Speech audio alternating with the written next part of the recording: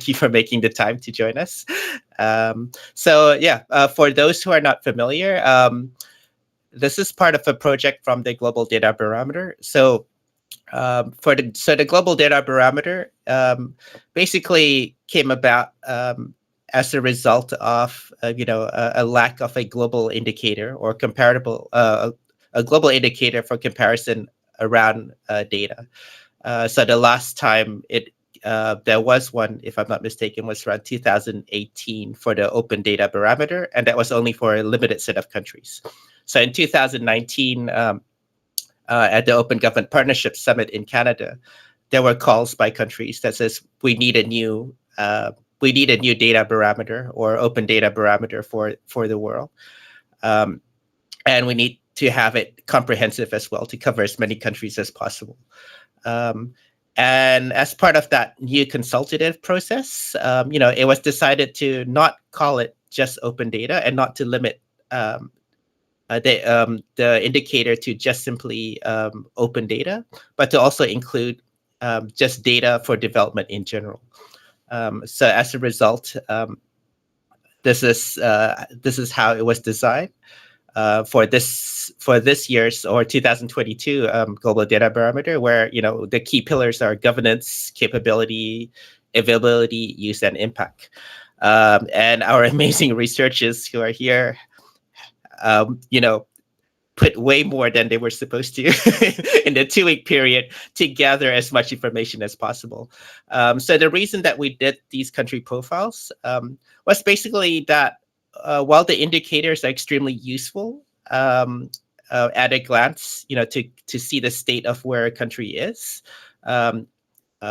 individually or comparatively with other countries, it kind of hides the amount of research done behind it into just numbers and graphs.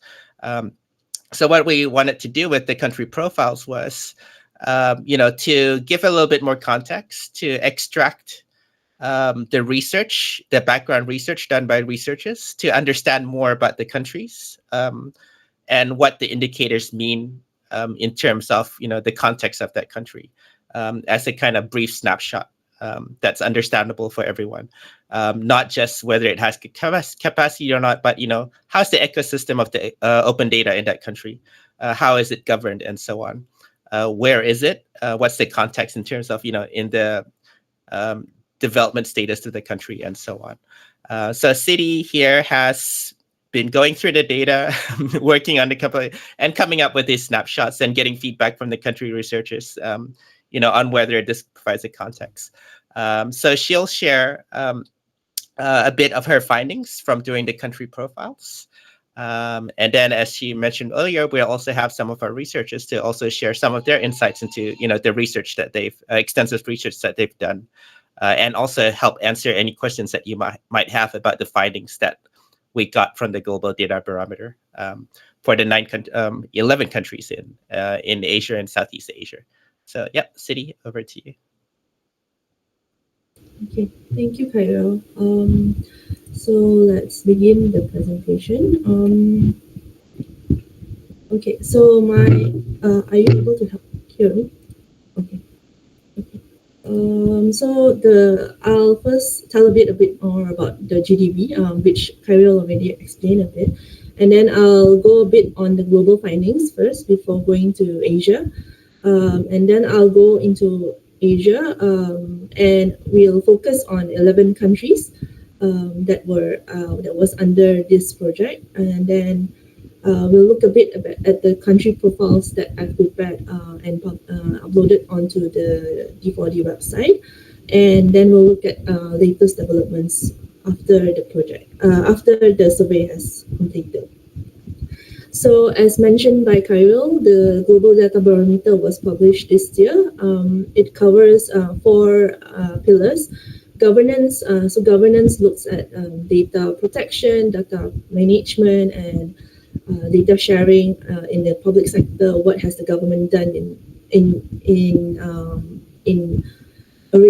making sure that there is governance over these areas? Capabilities is whether there is capabilities training in the government for in particular on data skills. Use and impact is when the data is available, has been used to for impact. For example, whether the procurement data that is available has been used to identify areas of improvement in procurement, and availability is basically what data sets are available, whether by the government or by other organizations in the country. And all of this will summarize to what extent the countries are managing data for public good. There were 109 countries covered. The average score globally is 34. No country has scored over 70. I think the maximum was United States with a score of 68. As you can see in this map, the darkest regions are the highest scores, which is in the North American region and in the Europe as well. So next we'll see the global scores. So globally we average around 34 overall, and by availability we have 30. Capabilities 42, which is quite high. Use and impact 22, and governance 36. There is also scoring by module. So in the GDP there is scoring by pillar, and then some indicators are by module. So they are quite overlapping. So you need to look at it separately, and then like some of the indicators under use and impact and availability are under company information or public procurement, for example. So that's how you see analyze the scores. Now we look at Asia. So in the GDP report, they actually cover 15 countries, but I will only my country profiles only cover 11. So the ones that are not covered is South Korea, China, Hong Kong, and I can't remember that one. Yeah, so these are the scores achieved by this region. So South Korea actually achieved higher score than Taiwan. I think it was about 64, if I'm not mistaken. But in the 11 countries, Taiwan scored the highest, and Nepal scored the lowest. Yeah, 13.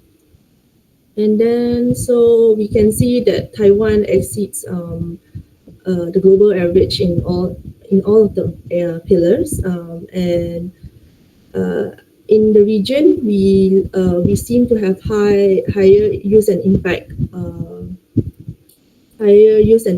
than the global average, whereas Nepal has achieved lower scores than the average in global.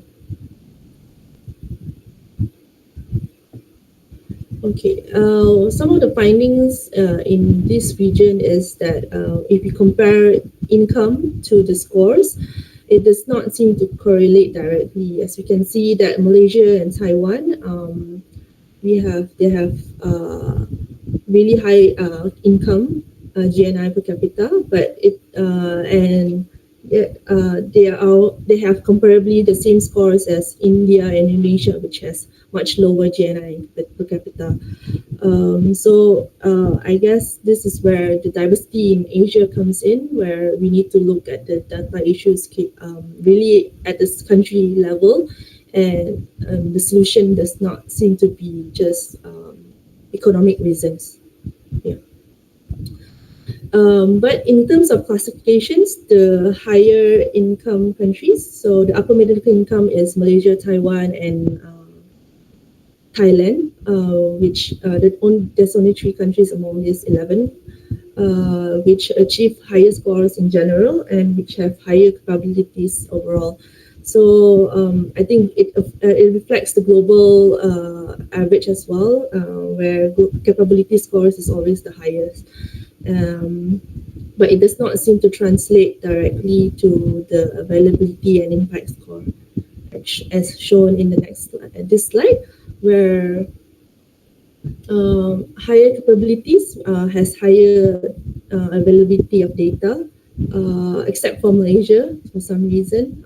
Taiwan has the highest score in capabilities and has high availability of data, and then followed by the rest. Yeah. Only Malaysia has high capability but low availability of data. And next we have capabilities versus impact, and it's mentioned. High capabilities, high availability, but it does not seem to translate to high impact for some reason. I mean, the countries are, since they don't go up, they just start to scatter down. So they are not as high as we expect them according to their capability.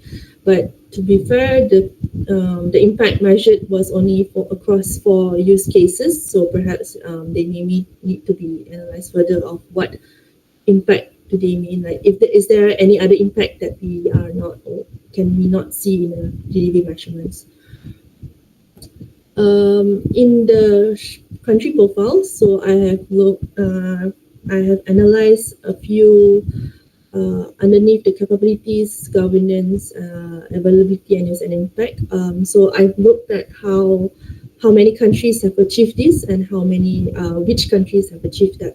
So thankfully for the capabilities, in the 4 types of indicators, majority has open data initiatives and widespread regular civil servants, more than half of countries, although less than half has subnational institutional capabilities, and also less than half have support for data reuse, which is where the data reuse is where the initiatives on how the data is used in events like hackathons for the public. Yeah.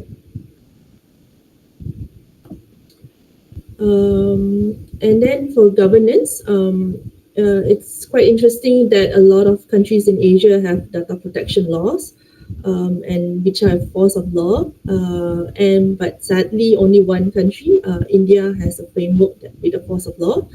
No country in the 11 country has any frameworks with a force of law. Only 7 has, but they don't have the force of law. So yeah, this is quite interesting.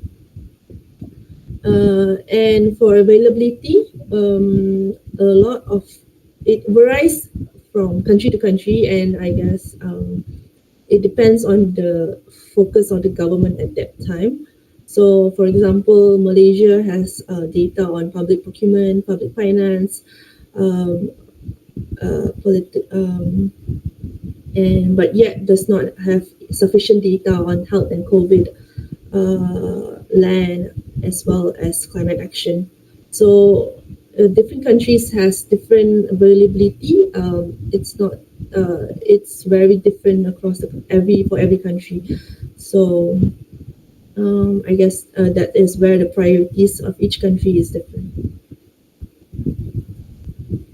The next is the use and impact. So there were 4 use cases that were analyzed in the report, in the survey. Most, very little countries actually showed use that is widespread, regular, and embedded. And for example, for corporate due diligence, some may have company information, but they were not used for widely or regularly by any countries. Same goes for the second one, which is for land data, whether the land data has been used for inclusion, equitable land uses. No country has showed such evidence in a regular manner, mostly just used on an ad hoc basis, and some actually even the data is available, but it's not even open. So that is the analysis that I found. So the country profiles that we have prepared is on the website, so od4asia.hub.org. So in these country profiles, there are some scores, the whether it's green, red or yellow. So green means it has widespread evidence, or for the governance means that it's got force of law, whereas yellow is there exists a framework but no force of law. So it's basically the summarize the findings in each country. And then there is also a socio-economic background and also a data ecosystem on how the data flows, for example, from the government to the international organization and from private sector to government. And some other indicators like internet users and how many the R&D contribution to the GDP is. Yeah. And I've received feedback from all of you, all of you based on the country profiles. So in 2022, the Taiwan government, in the report, Taiwan climate data sets were not available, so they have now a climate action plan released in March 2022. And the nation parliament just passed a data protection bill in September. And in Malaysia, this was not covered in the survey. There was a data sharing policy that was circulated. And the data sharing policy was included also a policy on data management. And Bangladesh was also drafted a data protection bill in April. That's all from me. So now does anyone have any questions?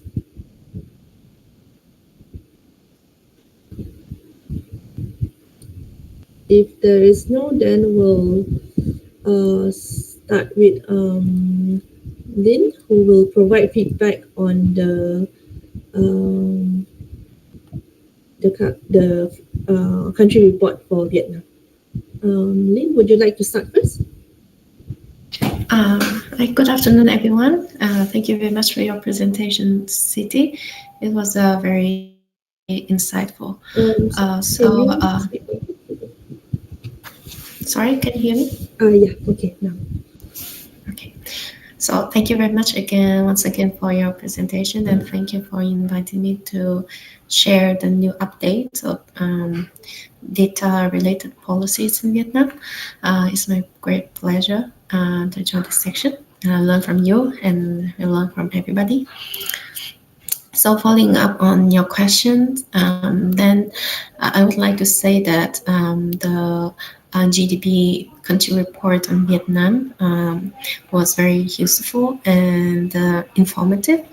The conclusion that Vietnam showed some strength in terms of governance, actually in terms of regulations and capabilities were correct, and what we are missing is mostly about data availability and use and impact. That is what we are missing.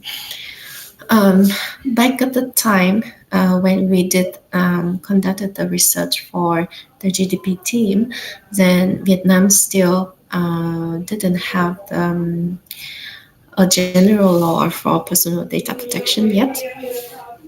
And even now, we still don't have. But the Ministry of Public Security is in charge of drafting the personal data protection decree. And there's already published an announcement that Vietnam is going to have the law on personal data protection following up on the draft decree on personal data protection.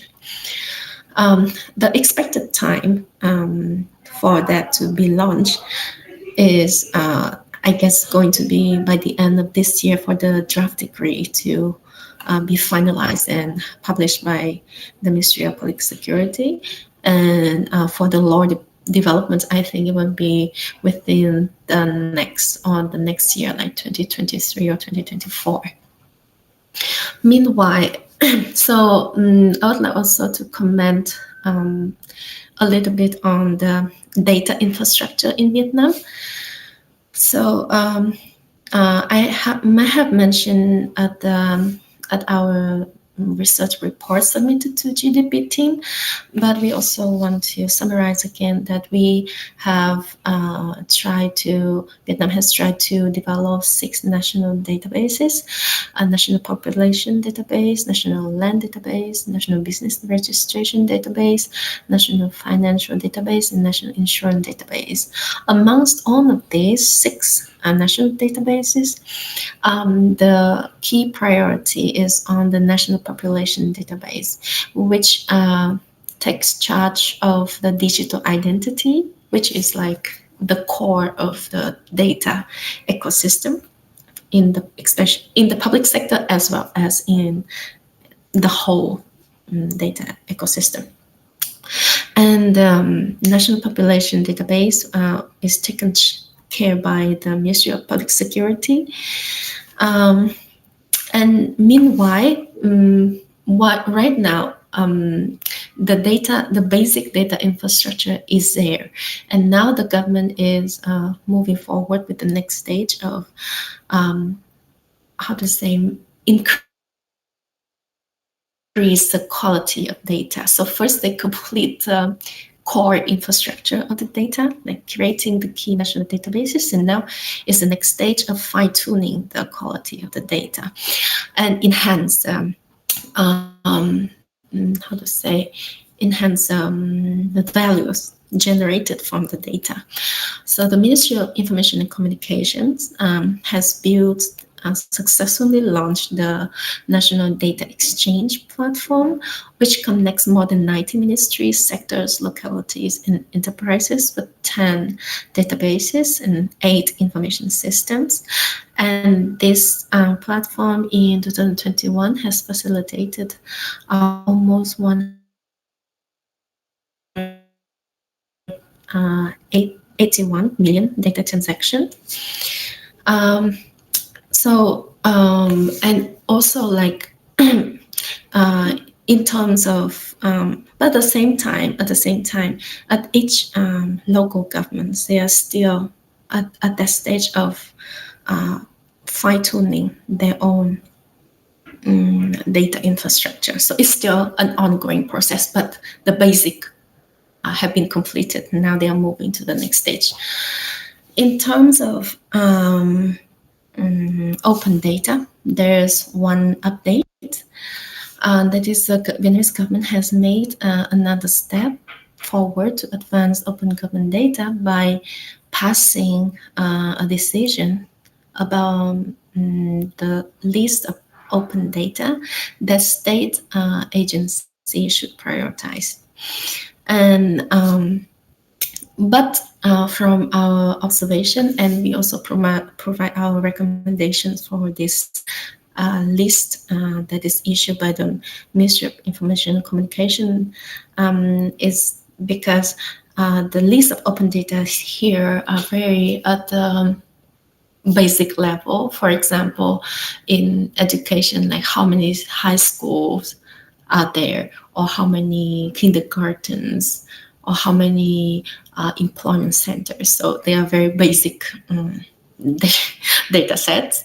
And also in addition to the fact that the data sets are still at a very basic level and do not yet have that much like value, then also like the quality or the standards for the data are also not that high level. They just still focus on making it there. They do not concentrate on make it like Word document. If it's PDF documents, and it's okay. So yeah. So open data in Vietnam is still, I think, like quite, even takes still quite some more time for it to develop. So that is some. And recently, the Vietnam National Assembly passed the law on the grassroots democracy at the local level, and that law once again enhanced the people's right of access to information and to request information. So that can also be an important factor to promote more the openness and transparency and create a better background for open data. Yes. So if you have any question, then please let me know. That is some brief updates from Vietnam. Thank you, Linh. That is very interesting to see the developments in Vietnam. I think we all in Asia has the same issues of granularity. All data is in PDFs and not in machine readable format. So yeah. So thank you, Linh. I'll pass it on to Munmun from India, who has achieved quite a high score. So maybe she can share how things can be better for the lower. Thank you. Thank you very much, Lynn, and thank you, Siti. I'm just going to share a quick presentation that I've made. Give me a second.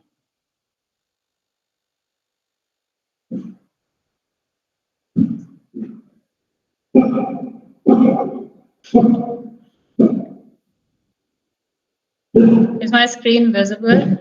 Sorry for the background noise. Yeah. Could you make it in full screen? Yeah. Okay. So thank you everybody for joining the webinar. I am the country researcher for India for GDP 2022.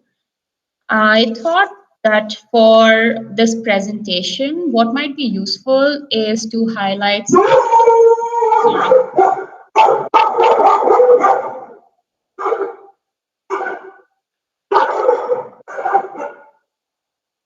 Okay, just give me a second, people. Sorry about that.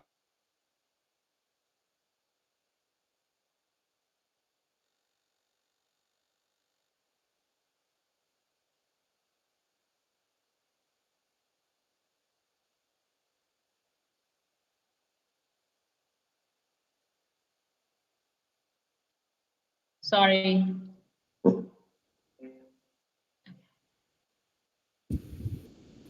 Is my screen visible? Yep. Okay. Sorry about that. It's okay. Okay, so I thought what would be useful for this presentation is to highlight some of the key takeaways that we can take from the GDP country report for India. I would also like to highlight some recent developments because in the past year there are quite a lot of updates that have happened in this open data space in India. And I would welcome your feedback. Comments are always appreciated. Okay, so to start off, I think Khairil mentioned about the 4 pillars that that the GDP report has. So I'm going to go pillar by pillar. In the first one that we have governance, India has the highest scores in governance amongst these South Asian countries, and that's largely because of a couple of reasons, right?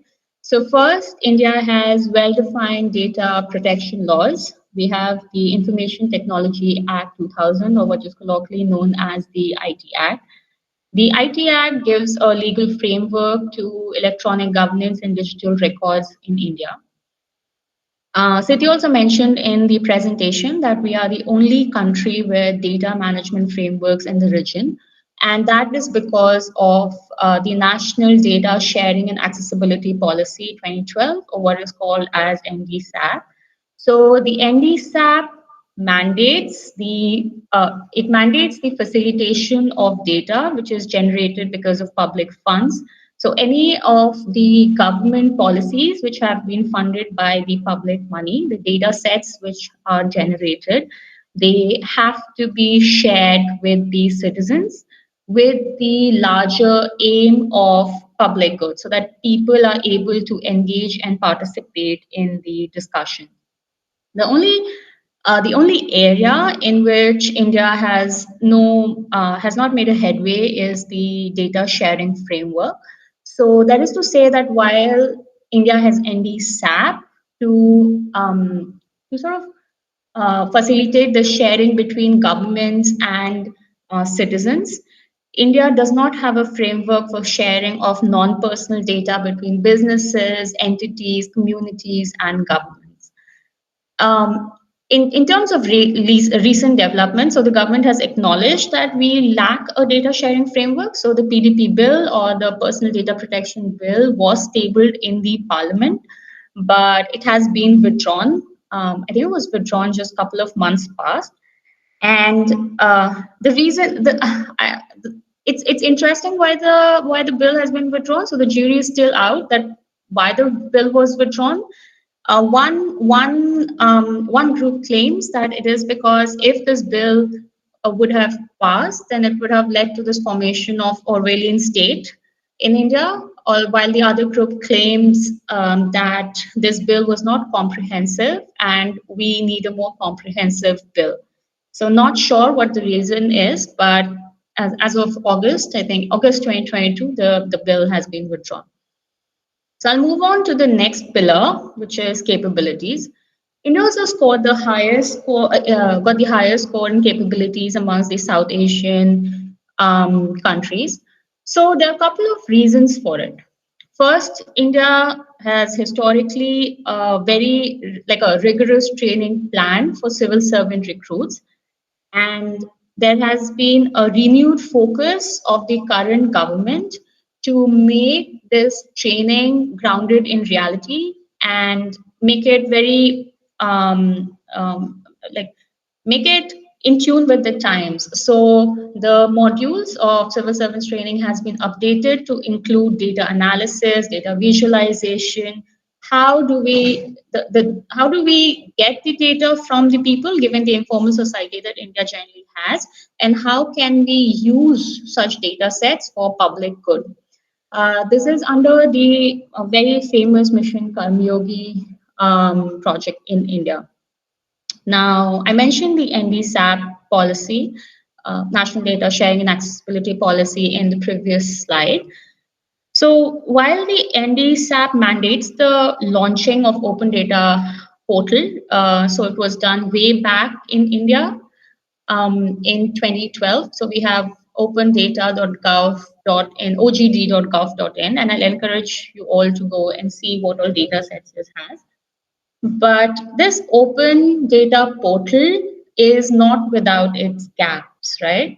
So this open data portal, while it has made data sets available to people at large, these data sets, as is the case with Vietnam, they are not machine readable. So they are in PDF format, some of them, they are asynchronous data, the metadata is not shared. So long story short, while data is there, it does not really benefit the people without a lot of working with the data which is there to make it understandable to people at large. The government of India has taken note of this and has taken some steps to fix this issue. And that brings me to the third point, which is that the Niti Aayog, which is the think tank of economic development in India, to put it very simplistically, has launched the National Data and Analytics Platform, which is a step above of the open data portal. So in the NDAP, the data sets, it was launched in, I think, June 2022. So the claim is that in NDAP, the sets are organized, the data sets are standardized, and the data sets are somewhat easier for people to use. One area that we lag, even though we have received the highest scoring capabilities, one area that we lag is the subnational capabilities to manage data. So we have certain states which have done very well. So Tamil Nadu, Kerala, they top charts, Telangana. They have done very well in formulating and launching these open data policies and open data portals at the provincial level, at the state level. But of course, more states, majority of the states are still lagging. I'm going to move to the third pillar now, which is the availability of data. So carrying forward the point from my previous slide, where there are gaps between data availability and data usability. The takeaway is that data is available across modules. So we have data available, whether it's in PDF, whether it's in JPG images, but data is available. There is a larger question about data accessibility. So the data is not machine readable, the data is not translated into different languages, which hinders the public participation. In a nutshell, data is available, but it is not beneficial.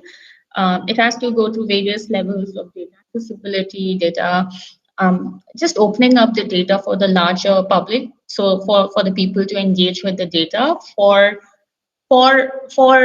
the engagement to feed into the social good. Um, that takes me to the fourth pillar, which is use and impact. So I thought what would be useful in use and impact, because I think the use cases have already been mentioned by Siti in her slide. I thought what would be useful is to see a couple of organizations who have taken the sort of closed data sets of Indian government and have been able to achieve remarkable results. I have highlighted two organizations here. The first is Civic Data Lab. Okay. So I'll just quickly show. So we also have DataMeet. There are a couple of other organizations, but I really like the work of Civic Data Lab. So I'm going to quickly take you there. Okay. Hold on a second. All right. So this is Civic Data Lab. What they have been able to do is, say, in public finance. So, say one of the problems in public finance is that the Indian government, it mandates the publishing of expenditures and receipts, etc., budget documents, because it's in the law. They have to do it, but they do it in PDF, which is not really amenable to any sort of tweaking around or analyzing the data. So what this group has been able to do is, like, say something like this: Open Budgets India, with working with Open Budgets India, where they make visualizations and they explore the data and makes it very easy, right? So one of the things that I like is, see this. Yeah. So this makes it very easy and understandable to somebody who is not very well versed with data. And this is just one of the examples what they have done. They also sort of show the flow, how it works. So this is one of the ways which a couple of organizations in India have used the data sets of the government. I'll encourage you to check out DataMeet.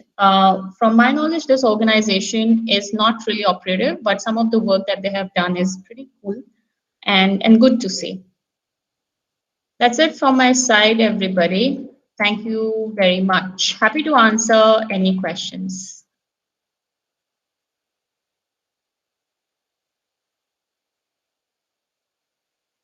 Thank you very much, Munmun. So I've shared the links that Munmun shared a bit with us before. We'll also share her slides later for all the participants here.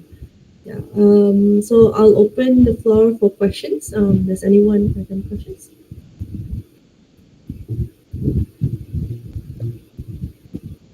You can leave. Yeah, Khairil. Yeah, I've seen this as a trend from Open Data Barometer as well. Is the difficulty in impact in countries actually showing, that we're pushing for open data or advocating for it, but quite often there's little to show for it. I think Moment, you've shared a few examples. How when there's a lack of granularity and so on, where it doesn't how to say it just doesn't work because it's not useful, or it's the data that you need to do something of impactful is not there. But if you look at it an overall score, there's a lot of data available. So I just like to kind of ask both of you, but also to anybody else, other researchers here in the room, what are some of the ideas that you think could be done? If you were going to suggest to government, it's like, look, I think this is the areas that you should prioritize in terms of making sure that these specific sets of data or initiatives will allow the data that's being made available to be more impactful. Because the common question I get from government is like, we're releasing so much, how come nobody's using it, right? So as a perspective, as a researcher, and from your findings, like what if you were in a position to advise government, like what would you think to tell them? It's like, okay, these are the things that you should prioritize and work on so that we can see more impact. So your opinions.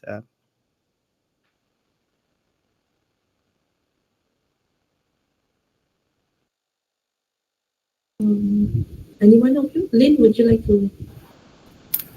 Okay, thank you very much for your question, Khairil, and thank you, Siti, and thank you, Munmun, for your great presentation. So, from a perspective about Vietnam, and I believe that it should always, to do a good work, to do a good strategy or good planning, it should always start with evidence, right? So we strongly encourage the government to do a very serious research.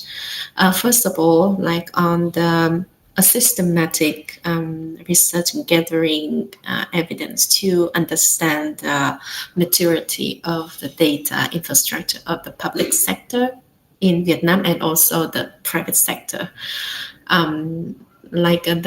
In terms of data availability and data maturity, that should be ready to be shared, like from public and private sector. That is like on the supply side. At the same time, they should do also like research to understand on the demand side what the people will look for when they look to data, because the key question is not that data is available, but how the available data can be used to generate the value. So they need to conduct research and to understand both the supply and demand side of open data. Otherwise, I also think that there is some kind of challenge for the government, at least in Vietnam, to dig deeper into open data. First of all, is that they really want to focus on extracting values from the data that they have. So they have invested in building this public sector data infrastructure, and they want to, charge people also for having access to the data. So when that incentive is stronger, because they have this digital identity. So now the National Population Database, so that is the core of the digital identity. So on the banking system, right, like everything on the business sector has to ask for their access to this database. So if they charge even a little amount of money, then in accumulation, it would be a lot of revenue for them. So it will be like, for now, what I'm observing for now is that, they really are prioritizing the creating the value for charging the money for accessing the data. And why open data is still there on the agenda, but it's not the priority, but rather a commitment to international organizations or to international, presentations. So,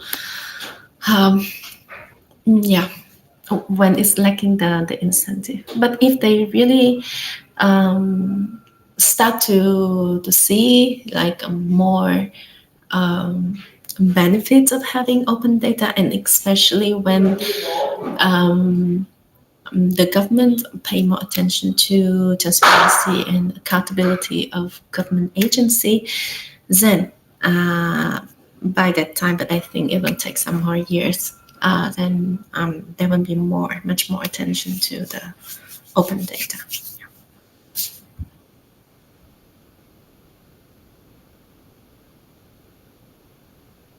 Munmun, would you like to say something? Yeah, so great question, Khairil, and something which a question I think would require a lot of thought and I think deserves a seminar in its own right.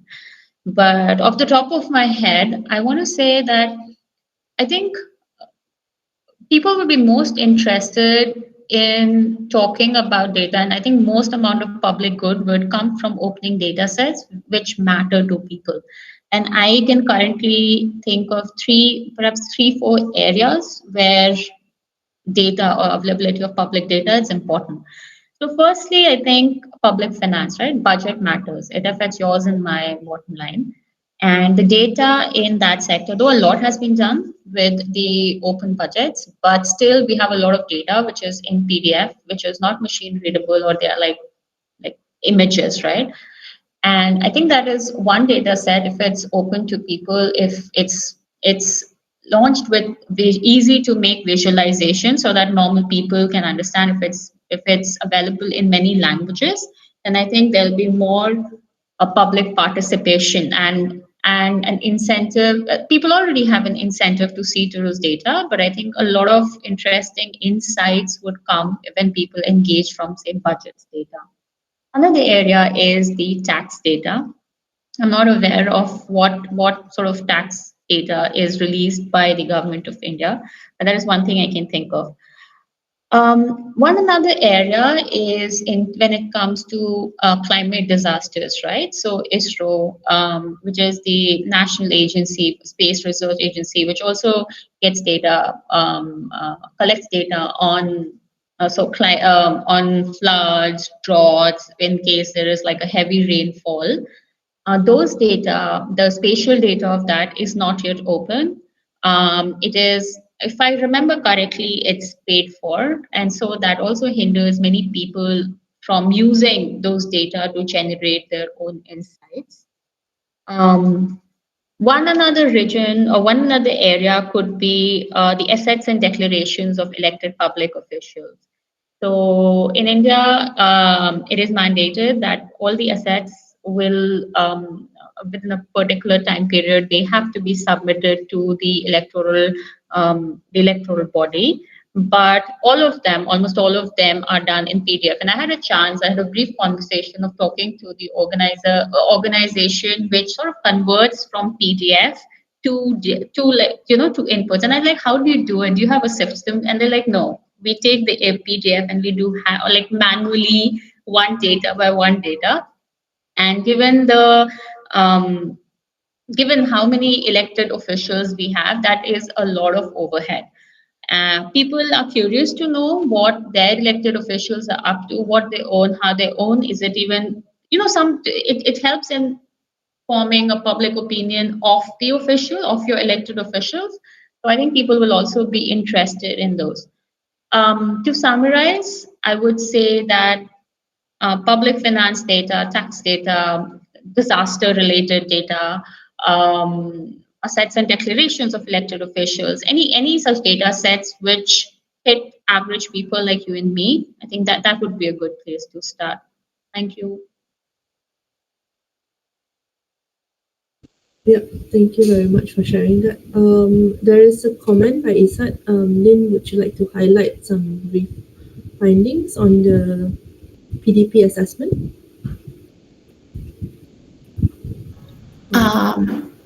Thank you for raising this. If you are interested in seeing this PDP review, then I can share like some slides too, because it's just easier to show through the slides. Do you mind that, or you prefer me to just? Whichever you prefer.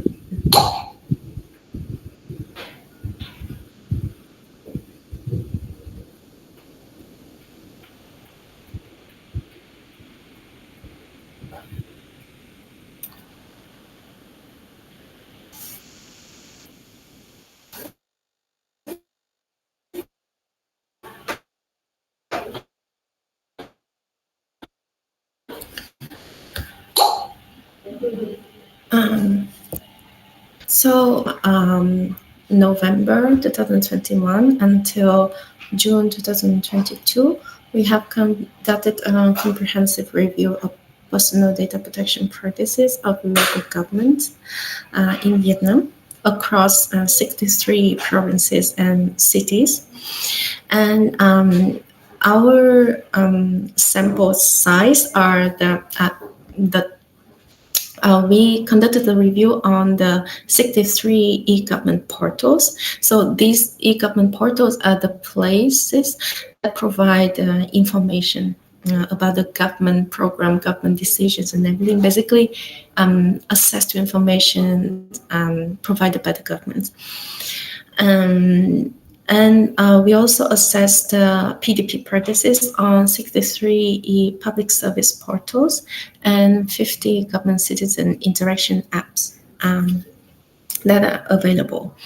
And in our review, we focus on two dimensions. First is privacy policy, and second is expression or the implementation of privacy policies. So because we talk a lot also about regulations, but regulation is one thing.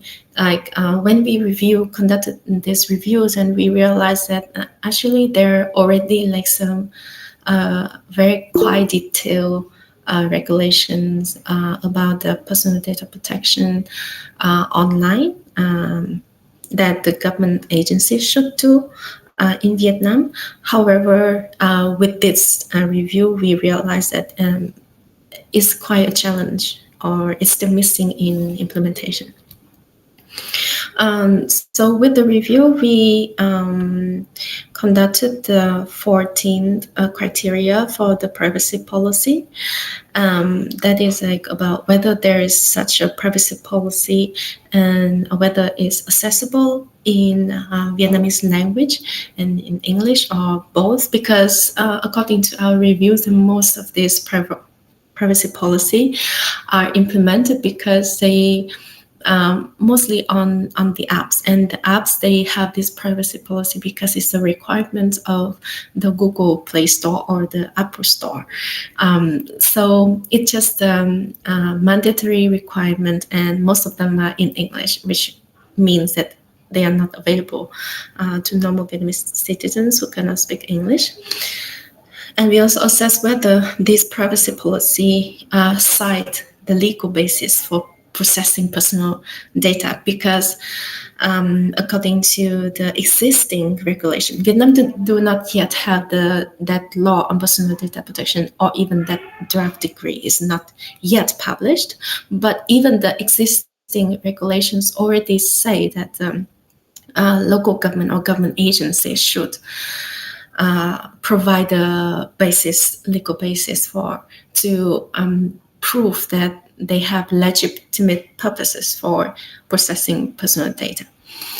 And we also try to review to see if there's a correct identification of the responsibility of government agency towards data subjects' rights, and whether the data subjects are clearly identified, and with other criteria like with whom the data will be shared with, children's privacy, what type of information is collected, what's the purpose, whether there's a notification if there is case of data breach, whether there's a notification of a privacy risk, and would they inform the citizens of what measures are there to be in place to protect this data, and whether they show commitment to inform the data subjects when there are updates of data privacy policy. And of course, like one important mechanism is whether there's that contact point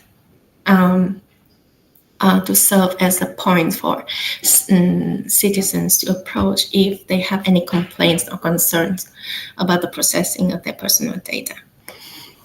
And in terms of implementation, we assess like 3 criteria about the right to informed consent, and the right to restrict scope and use of personal data, and the right to question, request access to, and submit complaint.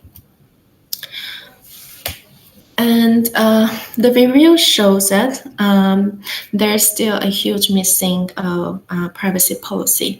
And in our recommendations, we highlight that key recommendations that government agencies should really consider the privacy policy as an e-contract between government agency and citizen, which show the responsibilities of the government agency towards the personal data of citizens, and also demonstrate to citizens what rights do they have towards their personal data and what mechanism do they have to exercise those rights towards their personal data. Because with digital transformation, then a lot of personal data are increasingly collected. And as you can see from here, the first column means that only 3 out of 63 e-public service portal is about the e-government electronic public service that are provided online. Then only 3 of these portals have privacy policy. Meanwhile, these e-government public service portals are the ones that collect the majority of personal data here. Then the second column is about only 4 out of 63 e-government portals, which is responsible for providing information to citizens that have privacy policy. And only in terms of the apps that I mentioned before, because it's the mandatory requirements on the international platforms like Google Play or Apple Store. So that's why we can see the higher ratio of the identified privacy policy. So from this brief observation, we can see that means that with the officials, actually in Vietnam, it's mandatory for local governments to each province to have one e-public service portal and one e-government portal. But for these 2 official mandatory platforms to interact with citizens, and the government do not yet have that enforcement and institutionalized rules to make all of these platforms to have the privacy policies. Meanwhile, the apps, which are more or less like based on voluntary needs of the province. Basically, if the province feels like it's better to have apps to interact with citizens, and they can have it. It's not mandatory. So that's why we can only identify 50 out of 63 provinces that have apps, and out of these 53 apps, only 32 have the privacy policy.